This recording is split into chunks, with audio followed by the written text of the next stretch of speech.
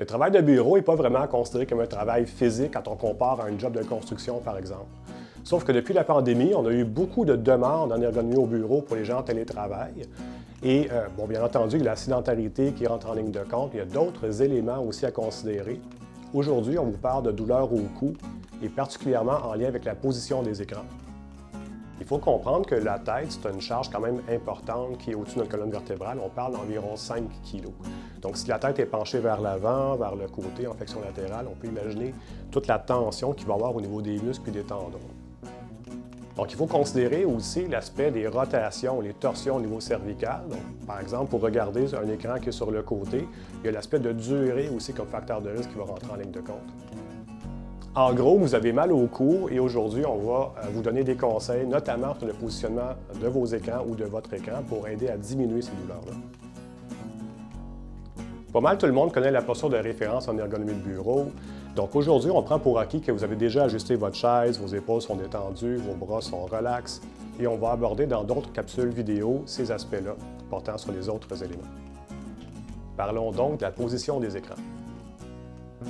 Pas mal tout le monde connaît le vieux repère d'une longueur de bras pour la distance de l'écran. Ça, c'est un repère qui date de l'époque de Mathusalem, des vieux ordinateurs et des grosses disquettes en carton plate. C'est un repère qui date quand même d'un certain temps, mais c'est un bon repère. Une distance d'un bras, oui, OK, mais il n'y a pas que ça à considérer.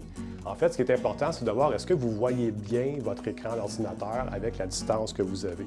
Si vous devez vous pencher par en avant, vous n'avez plus d'appui au niveau de votre dos sur votre chaise, il y a un problème dont on va parler plus tard. Il y a différentes situations qui peuvent survenir en utilisant les écrans. Par exemple, vous pourriez avoir des lunettes avec foyer progressif, vous pourriez avoir des écrans de très grande dimension ou encore utiliser 2 ou 3 écrans d'ordinateur pour faire votre travail. On va vous donner quelques éléments clés pour ces différentes situations-là. Très souvent, on constate que notre écran principal n'est pas centré devant nous, va être placé soit à droite, soit à gauche. Pourquoi?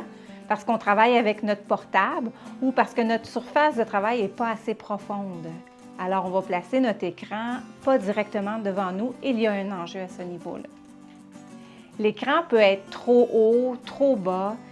Chose certaine, ce qu'il faut prendre en considération, c'est que notre tête devrait être alignée avec notre colonne vertébrale, notre menton rentré, soit en position neutre pour s'assurer que notre cou va être au repos. Par rapport à la hauteur de l'écran, il y a beaucoup de gens qui pensent que l'œil devrait arriver environ à la moitié de l'écran ou encore aux 3/4 de l'écran. Ce n'est pas ce qu'on recommande, nous, en ergonomie. En fait, on va recommander que l'œil arrive au niveau du haut de l'écran.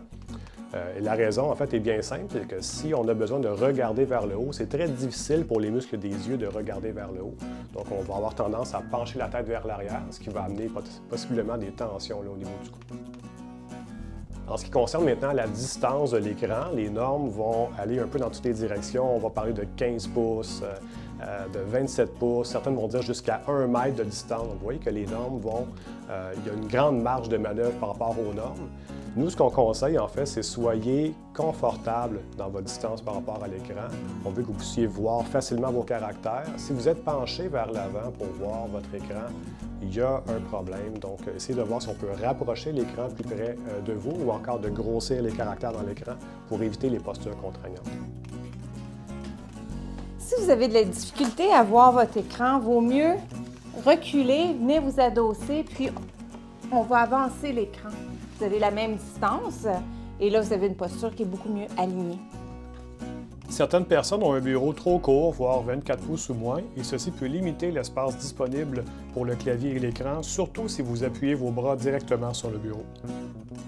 Une des solutions qu'on peut mettre en place, c'est d'installer un support à bras articulés pour votre écran.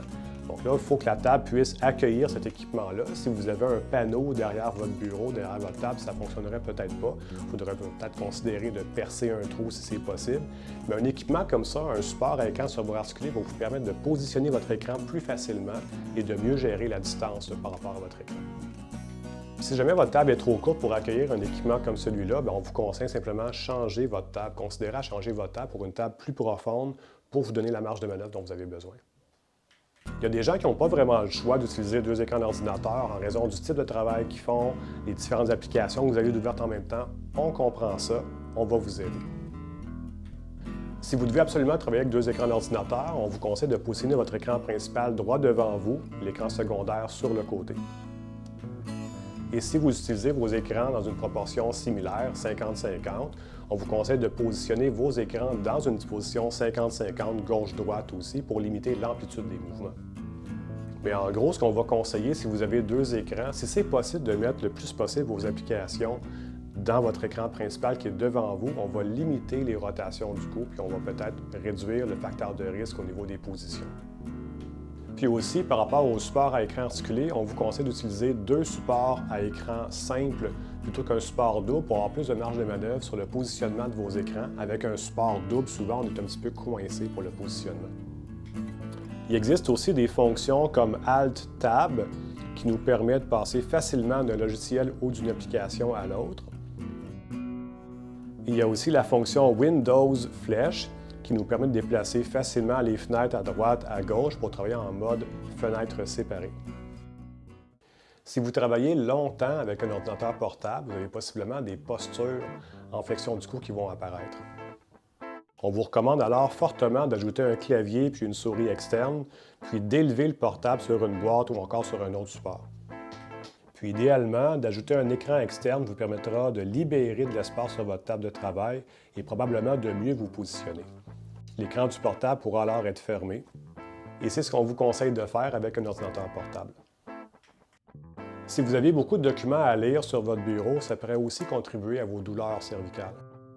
Travailler avec le cou penché peut amener des tensions, mais il y a aussi des façons de contourner le problème.